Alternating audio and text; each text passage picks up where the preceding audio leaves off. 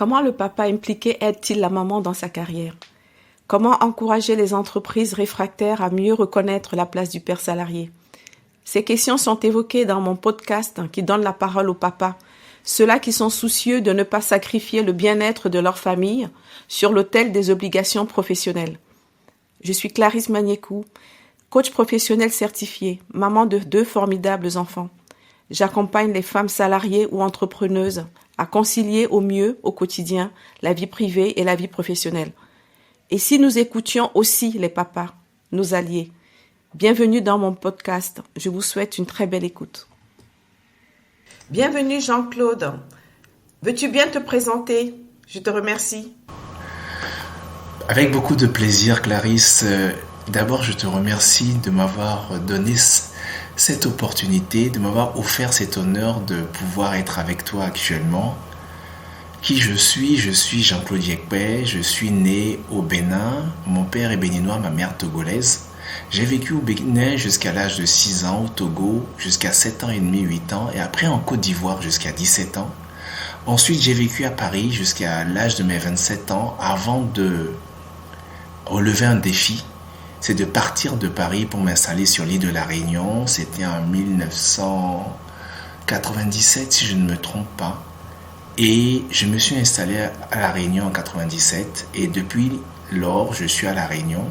J'ai créé un centre de formation, un centre d'accompagnement, un centre de coaching, un centre de mentorat pour pouvoir accompagner au mieux les femmes salariées dans leur rayonnement. Je parle de rayonnement parce que une femme salariée qui réussit, c'est toute une communauté socio-économique qui réussit. Et mon objectif, ma mission, c'est réellement de leur donner l'intégralité des outils nécessaires pour pouvoir rayonner sur leur environnement. Très bien. Merci Jean-Claude. Tu es entrepreneur, donc tu as toujours été entrepreneur? Non, j'ai été salarié quand j'étais en région parisienne. J'ai démarré comme tout le monde en tant que salarié, pas dans ce domaine-là, dans un domaine ce qu'on appelait les nouvelles technologies à l'époque. Et c'est d'ailleurs ce qui m'a permis d'aller m'installer à l'île de la Réunion et y développer les nouvelles technologies puisque j'avais été recruté par le premier opérateur local d'accès à l'Internet. Et c'est ainsi que j'ai connu le marché de la Réunion et j'ai pu rencontrer les professionnels de la Réunion et comprendre leurs difficultés. Leurs difficultés n'étaient pas des difficultés techniques, c'était plutôt des difficultés humaines. Et déjà en l'an 2000, 2003, 2005, j'ai commencé à les accompagner pour développer ce qu'on appelle aujourd'hui des soft skills, car la technologie seule ne permet plus de pouvoir conjuguer ses talents avec les besoins du marché. Et c'est ainsi que j'ai développé ma première activité, puis la seconde, qui consiste à accompagner les hommes et les femmes, mais surtout les femmes. Ton engagement envers l'épanouissement professionnel des femmes, c'est ton cœur de métier. Bravo Jean-Claude. Tu es aussi un papa qui n'hésite pas à parler de sa relation avec son cher fils.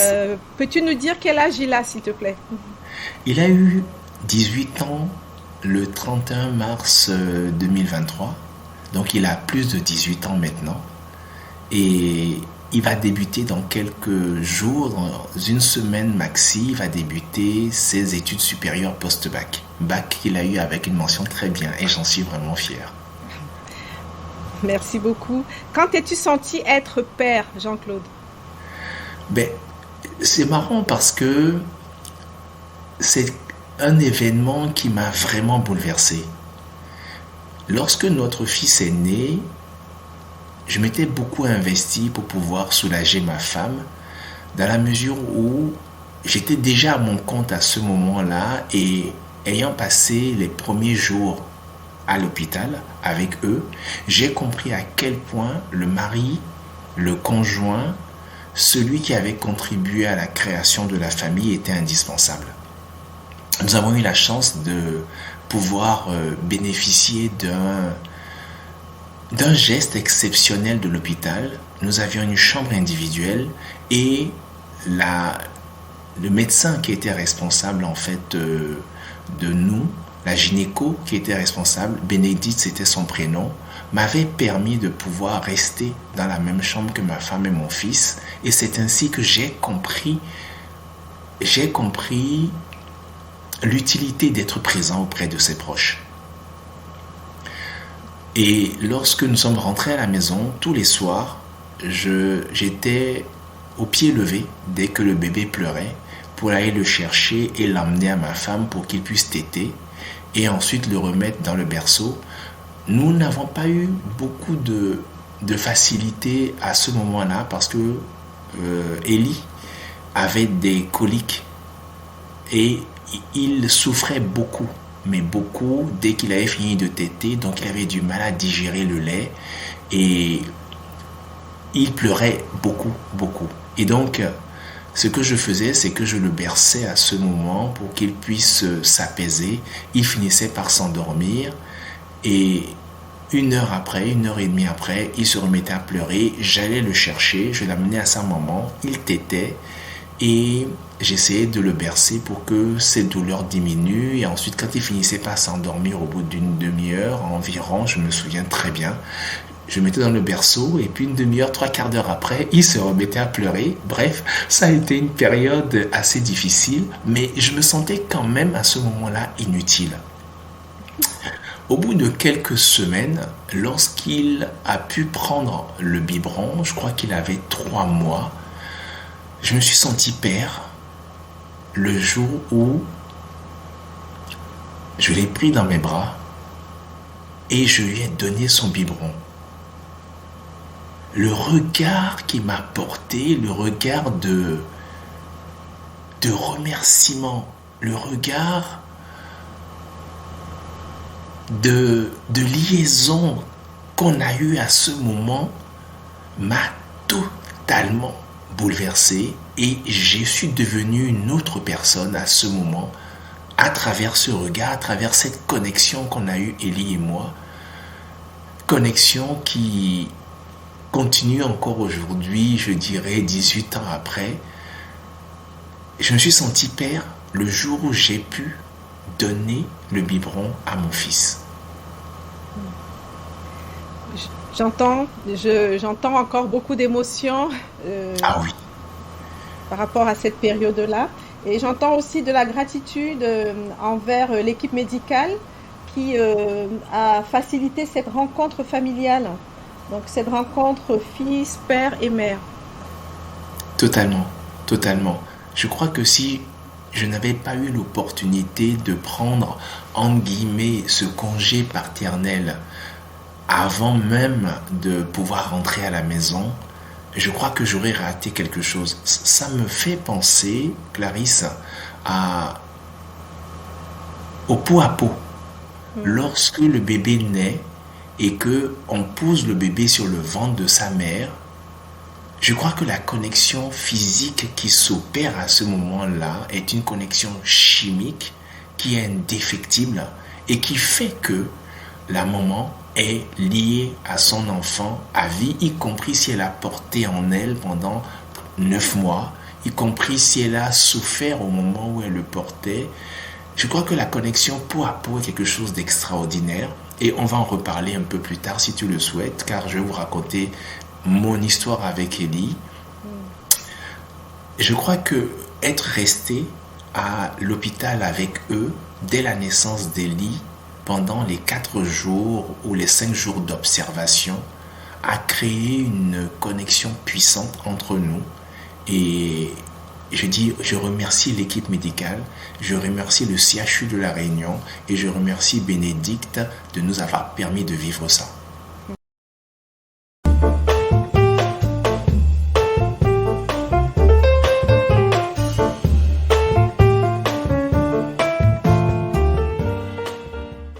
Ben, merci pour ce partage très fort. Et comment concrètement, une fois à la maison, as-tu pris ta place de père? Alors, il se trouve que Élie donc avait beaucoup de problèmes gastro-intestinaux à sa naissance. Il souffrait beaucoup dès qu'il tétait. Et ce que nous avions tenté modification de l'alimentation de ma tendre et chère Nathalie n'avait pas changé grand-chose relativement aux conseils que nous avions reçus. Et donc, tous les soirs, pendant près de 3 mois, c'était vraiment un parcours du combattant. Dès que je rentrais à la maison, je soulageais Nathalie en prenant Ellie à ma charge et je tentais de lui apporter autant de soulagement et de réconfort possible durant la nuit parce que le lendemain, au bout d'une semaine, j'ai repris mes activités parce que j'étais déjà à mon compte. Et j'étais à ce moment-là indépendant, ce qui veut dire que je devais remplir mes engagements vis-à-vis de mes clients. Et concrètement, tu as pris combien de jours, Jean-Claude, tu t'en souviens? Oui, j'ai pris De une congé semaine. paternité, d'accord. Oui, j'ai pris une semaine. En fait, j'ai informé tous mes clients en fait que ma tendre et chère et moi avions eu un fils et donc j'ai pris une semaine pour pouvoir nous installer à la maison. Une semaine y compris les 4 jours que j'avais pris à l'hôpital à la naissance d'Elie. Et pour faire suite en fait à cette situation de difficulté à digérer, le soir, j'ai tenté de le bercer pour qu'il puisse arrêter de hurler parce qu'il hurlait, parce qu'il avait vraiment très mal. J'avais essayé de masser le ventre, ça ne fonctionnait pas. J'avais essayé de le bercer, ça ne fonctionnait pas. J'avais fait tout ce que je pensais être efficace et ça ne fonctionnait pas. Et au bout de 7 semaines, avant de reprendre le travail, je crois, où j'avais déjà repris le travail, un soir, une nuit, donc j'ai été le chercher quand il pleurait, je l'ai remis à sa maman pour qu'il puisse téter. Je crois que ça faisait bientôt 2 mois qu'on luttait avec ce mal qu'il avait chaque fois qu'il tétait. 2 mois, 2 mois et demi. Et j'étais vraiment épuisé. J'étais épuisé parce que je travaillais la journée et je m'occupais des miens le soir pour pouvoir soulager ma tendre et chère. Ma mère était venue à la maison pour nous aider, était venue de Paris pour nous aider. Et le soir, en fait, je voulais aussi la soulager parce que dans la journée, ma tendre et chère Nathalie et ma mère s'occupaient donc d'Elie et moi, c'était moi qui prenais le relais le soir. Et donc, un soir épuisé de tant d'efforts, je me souviens m'être endormi parce que je dormais dans le canapé à ce moment-là. Dans le canapé, je m'étais endormi et j'avais mis inconsciemment Ellie sur moi. Il était ventre contre mon ventre. J'avais mis mon bras sur lui. Et on s'est endormi comme ça. Je pensais que j'allais le remettre dans le berceau après. Et en fait, je me suis endormi. Et ça a été la première nuit où Ellie, après avoir tété, n'a pas eu mal au ventre. Ça a été la première nuit où il a fait sa vraie première nuit. Et donc, je dirais de 2h à 6h du matin, pour la première fois, il avait fait entre guillemets sa nuit. Clarisse, je peux t'assurer que à mon réveil, je me suis réveillé en panique. Mais vraiment en panique, croyant que j'avais écrasé mon enfant ou il était tombé ou quelque chose lui était arrivé. Je me suis réveillé avec 10 000 questions à la seconde dans l'esprit. Il est où? Qu'est-ce qui s'est passé? Mais comment ça se fait que je me suis endormi comme ça? Etc., etc. Et puis je le vois en train de dormir. Excuse-moi. En train de dormir sur moi, paisiblement. Ça a été la première nuit qu'Elie a fait et ceci a duré, Clarisse, tiens-toi bien, pendant 7 ans. Pendant 7 ans, tous les soirs, Elie s'endormait sur moi et ses coliques ont fini par disparaître. Le pot à pot que nous faisions à ce moment-là était indispensable pour lui. Il a arrêté tous les médicaments que les pédiatres lui donnaient, car ça ne servait strictement à rien. Il lui fallait en fait une chaleur corporelle sur le ventre pour pouvoir ne plus avoir mal. Et jusqu'à ses 7 ans où il était beaucoup trop grand pour pouvoir dormir sur moi, jusqu'à ses 7 ans, il s'est endormi sur moi. Et jusqu'à ses 7 ans, nous avions eu des rituels où je lui disais une histoire, il s'endormait sur moi et ensuite, au fur et à mesure, il a fini par glisser sur le côté pour dormir tout seul. J'entends ta grande implication en tant que père entrepreneur auprès des tiens. Je suis très émue aussi de la puissance de cette connexion peau à peau qui pendant 7 ans a permis d'apaiser ton fils qui souffrait de coliques la nuit. C'est si beau. Complètement. Revenons sur ton chemin de père entrepreneur. Comment as-tu organisé, par exemple, ton indisponibilité vis-à-vis de tes clients? Alors, je vais te surprendre. J'ai été engueulé par le client chez lequel j'étais en intervention lorsque Nathalie m'a appelé pour me dire que elle ressentait des contractions et qu'il fallait que je vienne la chercher pour l'amener à l'hôpital. J'étais en intervention ce jour-là chez un client. Ma première société est une société de services informatiques et j'étais en intervention sur le réseau d'une association très importante à La Réunion qui s'appelle la RIBEV. Et Monsieur Singel, le directeur à l'époque, était dans son bureau. J'étais en intervention sur leur réseau. Lorsque Nathalie m'a appelé, je me souviens très bien, c'était aux environs de 9h, 9h30. Et je suis allé voir Robert Singel à la retraite depuis maintenant une dizaine d'années. Si Robert, si tu m'entends, tu habites à Strasbourg et j'aimerais te faire un petit coucou. Et Robert Singel m'a engueulé en disant, mais comment ça, ta femme est enceinte, elle est sur le point d'accoucher et tu es venu travailler le matin. Et je lui ai dit très naturellement que si ce n'était pas le jour de l'accouchement, ben j'aurais fait ma journée de manière classique. Et il m'a dit, mais vas-y, file, va t'occuper d'elle. Et tous les clients, quand je leur ai annoncé que ma tendre et chère Nathalie avait eu et moi avions eu un bébé, tous les clients m'ont naturellement dit toutes leurs félicitations, tous leurs encouragements. Et quand je leur ai annoncé après que j'allais prendre quelques jours avec ma famille, ils ont tous été favorables. Je pense que l'amour que je leur ai donné, la qualité de service que je leur rendais, la disponibilité que je leur avais offerte, m'a été rendue par eux lorsque j'ai eu mon enfant.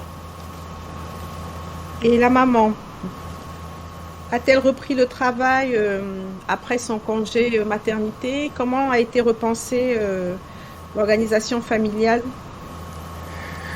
à ce moment-là?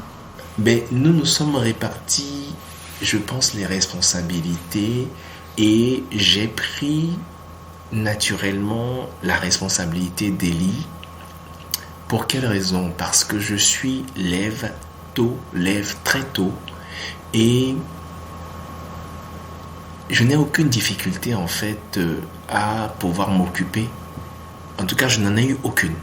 À pouvoir m'occuper d'Élie le matin, à me réveiller, me préparer, le préparer et ensuite l'amener lorsque c'était nécessaire donc à la crèche et lorsque c'était nécessaire à l'école élémentaire en très petite section. Il a démarré la très petite section et c'est moi qui m'en suis occupé pour l'emmener à l'école et pour aller le chercher à l'école. Parce que c'est moi qui me réveillais le plus tôt. Ma tante chère Nathalie est une lève tard et lorsqu'elle a pu organiser son emploi du temps pour démarrer beaucoup plus tard, parce qu'elle est couche tard et lève tard, nous nous sommes naturellement organisés pour que celui qui a des facilités à réaliser certaines activités, il les réalise.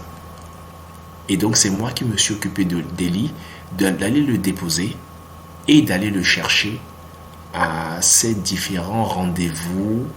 Pourquoi? Parce que je suis à mon compte et étant à mon compte, c'est très facilitant de pouvoir m'organiser avec mes clients. Ma priorité a toujours été ma famille, ensuite mon travail. Je travaille énormément. Je travaille beaucoup à la maison, en distanciel, même avant que les réseaux n'existent. Et malgré tout, j'ai la facilité de pouvoir m'organiser comme je le souhaite. La gestion du temps est quelque chose que je maîtrise parfaitement et j'ai toujours priorisé le fait de m'occuper de mon enfant, d'aller le déposer, d'aller le chercher pour pouvoir vivre des bons moments avec lui.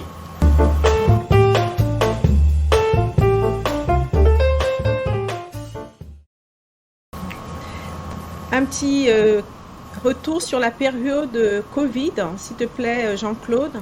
Est-ce qu'elle a eu un impact dans l'organisation familiale? La période Covid a été géniale. Clarisse, nous avons la chance de pouvoir nous offrir une maison en banlieue de la capitale de La Réunion, à Saint-André dans l'Est. Et nous avions un pied-à-terre sur Saint-Denis pour éviter les embouteillages. Les embouteillages sont un fléau à La Réunion. Le choix qui a été fait du tout automobile asphyxie énormément l'île. Beaucoup de professionnels en souffrent et donc nous avions fait le choix des années auparavant d'avoir un pied-à-terre à Saint-Denis. Et lorsque le confinement a été annoncé, nous nous sommes précipités, nous nous sommes retrouvés à la maison à Saint-André et ça a été un moment de pur bonheur. Être ensemble à la maison, c'était absolument génial. Je sortais toutes les 3 semaines pour aller faire les courses et je faisais des courses pour 3 semaines, un mois. Et je rentrais et je me souviens qu'on avait une mesure draconienne qui consistait en fait à laver tous les aliments qu'on avait achetés, sortir tous les aliments surgelés de leur carton, les passer à l'eau de javel et puis ensuite les mettre en conditionnement. Et donc c'était moi qui allais faire les courses et ensuite je rentrais et on était tellement bien ensemble. Clarisse, tu ne peux pas imaginer. Et lorsque on a entendu aux nouvelles qu'il fallait sortir du confinement, on s'est regardé et on s'est dit « Oh non, on est trop bien. On est trop bien ensemble. » C'est marrant. Peut-être la seule famille qui a adoré le confinement. Si je comprends bien, avant et après la période Covid, il n'y a pas vraiment eu de spécialisation dans les tâches domestiques.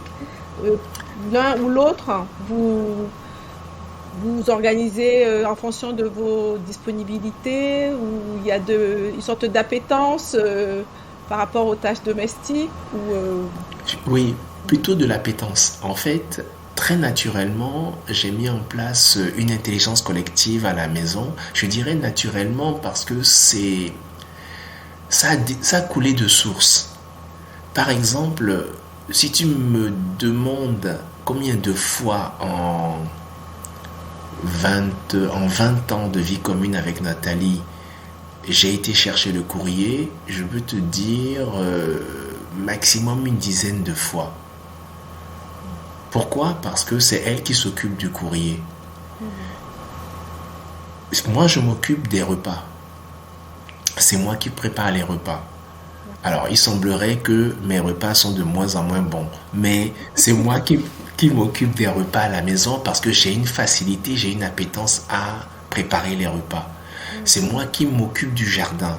Jusqu'à ce qu'on prenne un jardinier en plus, c'est moi qui m'occupais du jardin. Parce que j'ai une appétence en fait pour l'agriculture, pour la plantation et je me souviens d'ailleurs des bons moments que j'ai passés avec mon grand-père dans son champ. C'est moi qui m'occupe de faire les courses de base.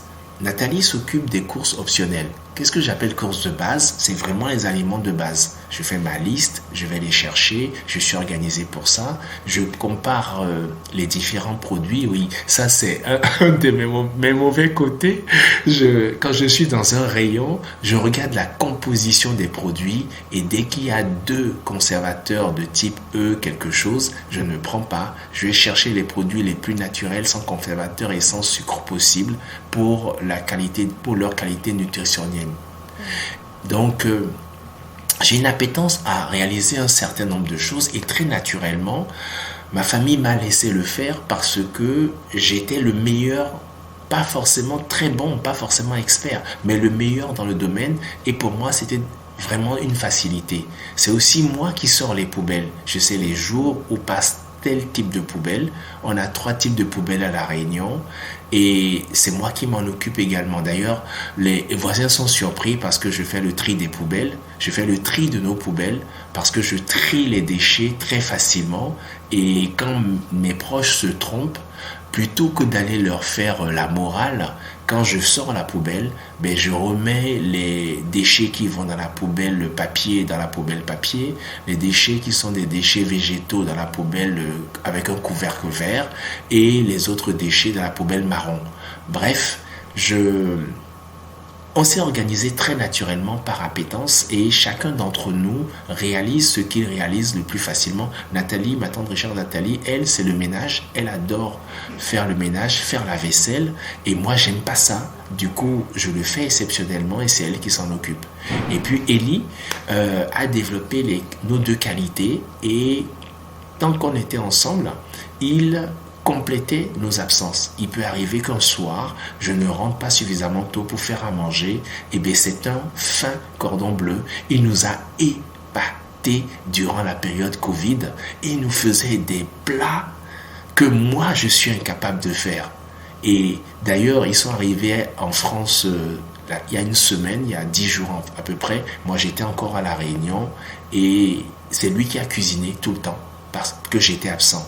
Et c'est ça qui est extraordinaire dans notre famille, c'est que chacun d'entre nous surfe sur ses forces, surfe sur sa puissance, surfe sur son appétence, ce qui fait que il n'y a pas de charge mentale à réaliser les choses, elles coulent de source en fait dans leur programmation.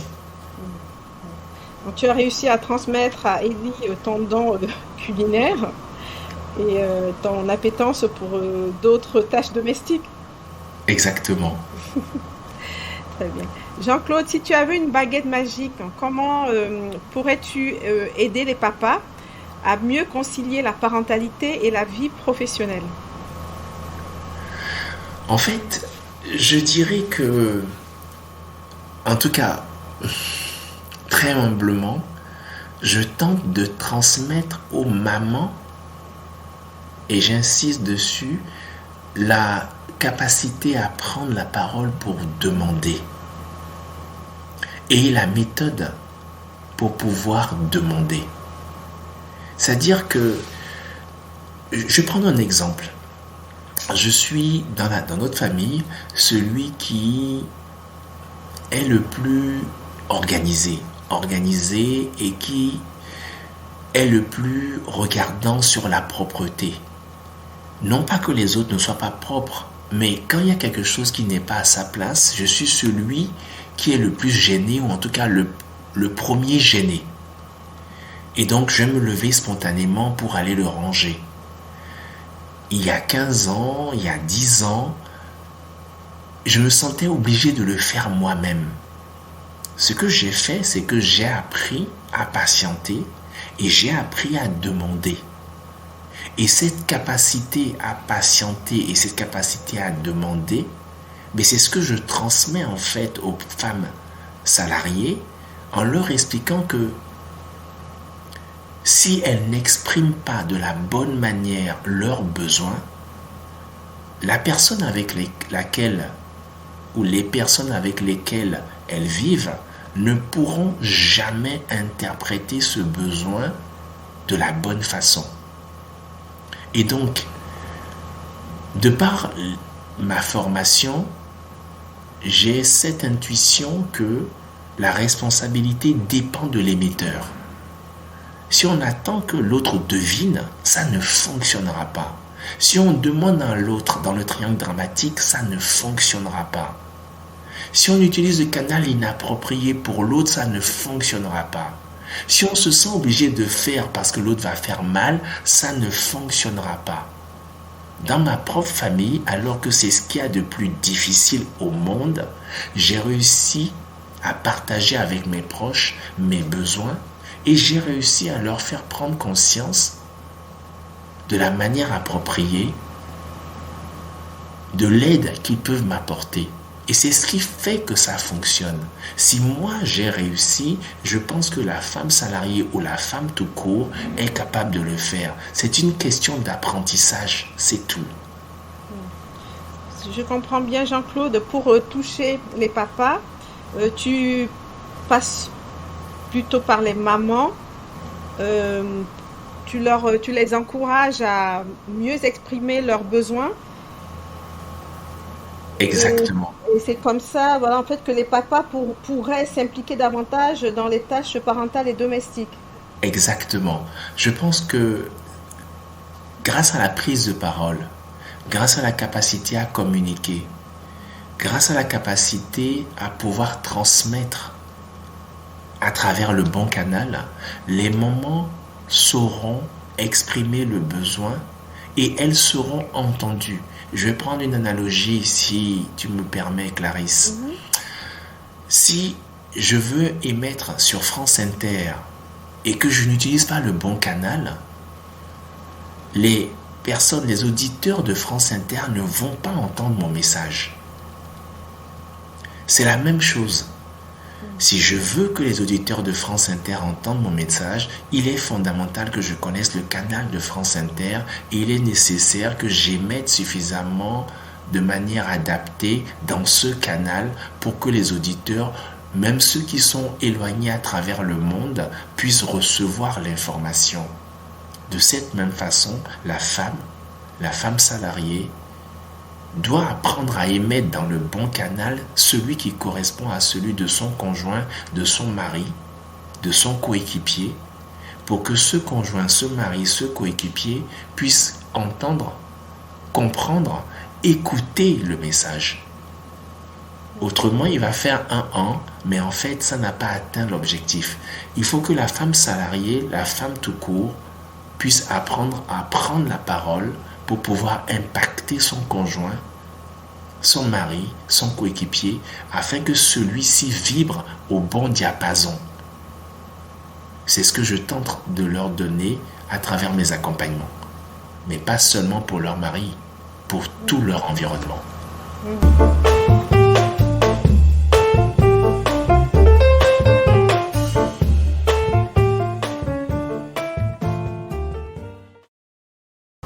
Les études montrent qu'on a tendance à reproduire ce qui nous a été inculqué en amont. Est-ce que, de Jean-Claude, ton propre père a influencé ta vision de la paternité? Clarisse, là tu touches un point très sensible. Ma réponse est oui et je vais te surprendre. Je me suis construit sur un seul élément. Je dis bien sur un seul élément en copie de mon père, c'est le fait d'être entrepreneur. Je remercie mon père que j'adore, je remercie mon père Bertin Yekwe qui m'a mis au monde, qui m'a élevé, qui m'a donné tous les outils qu'il avait pu me donner. Je le remercie pour pouvoir montrer un chemin parallèle au sien. J'ai pris un chemin parallèle à celui de mon père parce que j'ai vu que mon père n'était pas autonome, n'était pas excellent communicant dans sa famille, n'était pas bienveillant avec ses proches. Et c'est grâce à cette observation de mon père que j'ai décidé de développer ces soft skills chez moi. Mon père et moi avons été en conflit pendant près d'une dizaine d'années parce que je ne supportais pas son comportement. Et je le remercie d'avoir eu ce comportement parce que grâce à lui, j'ai eu un modèle entre guillemets à ne pas suivre. Clarisse, je vais te surprendre. Très vite, j'ai décidé de savoir cuisiner parce que mon père ne savait pas cuisiner. Et quand il rentrait à la maison que la cuisine n'était pas prête, il fallait voir la colère dans laquelle il se mettait. Il a toute mon affection, tout mon amour, mais ces moments-là étaient des moments où il me faisait peur. J'ai développé la capacité à coudre. J'ai développé la capacité à nettoyer, à garder une maison propre.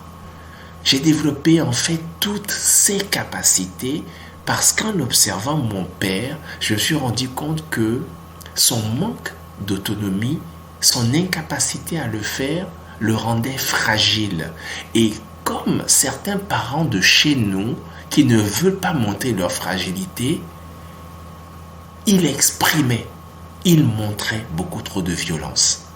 Et pour éviter de me retrouver dans la même situation de fragilité que lui, j'ai développé toutes ces capacités-là. Et je le remercie de m'avoir montré, de par son expérience, ce qui peut manquer aux hommes pour être vraiment à leur place dans une famille.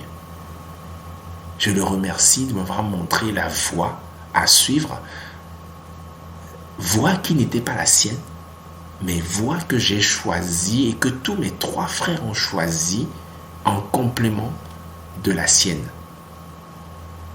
Oui, mon père a été un modèle pour moi, mais un modèle un modèle à ne pas suivre, un modèle à compléter.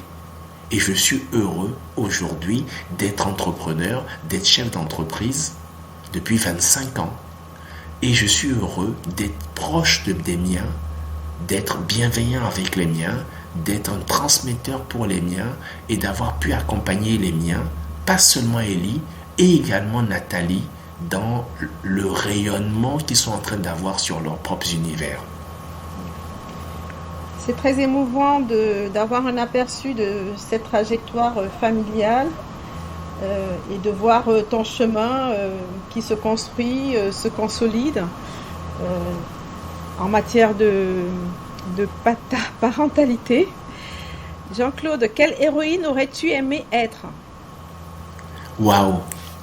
Question très très très difficile. Héroïne de super-héros?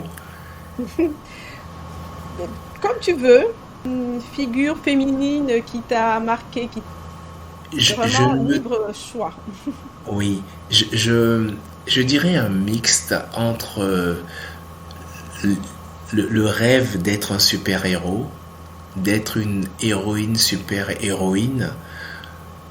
Ce serait Wonder Woman en tant que super-héros, et je dirais que son équivalent, j'ai son nom sur le bout de la langue, mais il ne me vient pas. C'était le prix Nobel de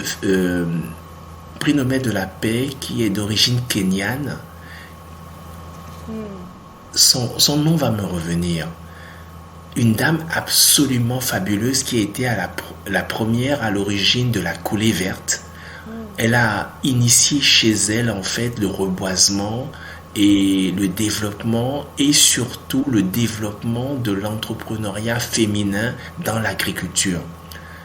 Ça va me revenir. Oui. Il me semble que c'est Madame Wangari. Exactement, c'est elle. Oui. C'est elle. C'est elle pour moi, c'est vraiment elle pour moi, l'héroïne, je dirais, naturelle, parce que quand j'ai vu ce qu'elle avait réalisé, je me suis dit, waouh, j'aurais bien voulu lui arriver à la cheville. Désolée de t'avoir un peu coupé la parole. Voilà, donc je cherchais aussi dans ma mémoire le nom de cette formidable dame. C'est elle, Wangari Maathai. Ouais, c'est ça. Son nom est assez compliqué et pour moi, elle est extraordinaire. Alors Jean-Claude, nous arriverons bientôt à la fin de cet épisode. Quelle question je ne t'ai pas posée et que tu aurais aimé que je te pose? Comment j'ai pu accompagner ma tendre et chère Nathalie dans son rayonnement? Ma tendre et chère Nathalie, c'est elle qui m'a permis de comprendre les difficultés rencontrées par les femmes dans ce monde d'hommes. C'est elle qui m'a formé, c'est elle qui m'a initié, c'est elle qui m'a éclairé. Et j'ai eu énormément de chance de l'avoir à mes côtés, car grâce à elle, j'ai pu me rendre compte des challenges, des défis, des freins, des pièges, des montagnes que doivent surmonter les femmes salariées. Et comment j'ai pu l'accompagner? Le premier challenge qu'elle a relevé, et j'étais à ses côtés parce que je suis venu en France pour pouvoir préparer le terrain, c'était son agrégation. Ma tendre et chère Nathalie est professeure au lycée et pour les classes préparatoires. Et je l'ai accompagnée dans la préparation de son agrégation. Je l'ai accompagnée le jour où elle devait passer son agrégation. Jean-Claude. Je me souviens être venu en France, à Montpellier, quelques jours avant. J'avais pris la chambre d'hôtel et j'avais fait des courses. Je suis allé l'accueillir. Elle s'est concentrée. Le lendemain, je l'ai amenée à son agrégation. Je me souviens qu'elle est rentrée en pleurant, en disant que ça s'était très très mal passé, qu'elle n'irait pas le lendemain.